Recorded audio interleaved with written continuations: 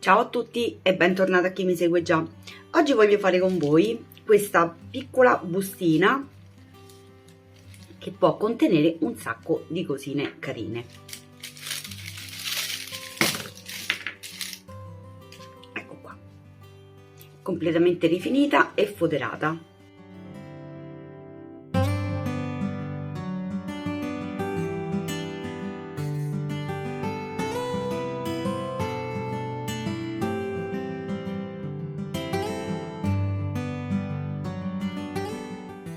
Ci sarà anche un cartamodello da realizzare e lo faremo insieme nel video. Il cartamodello sarà di due misure, una più grande e una un po' più piccolina.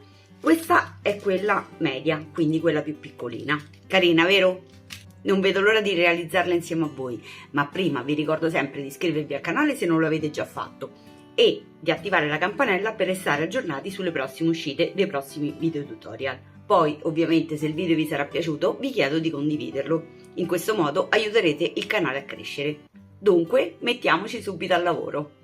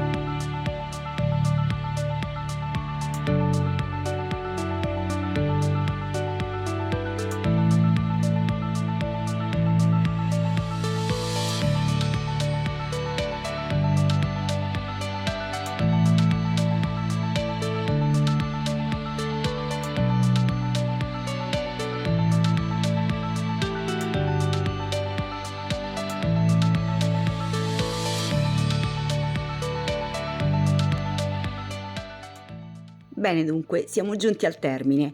A me questa piccola sacca è piaciuta tantissimo e poi si potrebbe usare anche al posto della calza della Befana. Che ne pensate?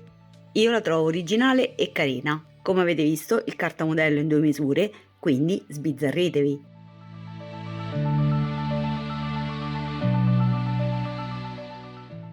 A me dunque non resta che salutarvi e rimandarvi al prossimo video, ma prima vi ricordo sempre di attivare la campanella per restare aggiornati sulle prossime uscite dei nuovi tutorial e, se il video vi è piaciuto, di condividerlo. Un ringraziamento speciale va a tutti gli iscritti, vecchi e nuovi. Grazie!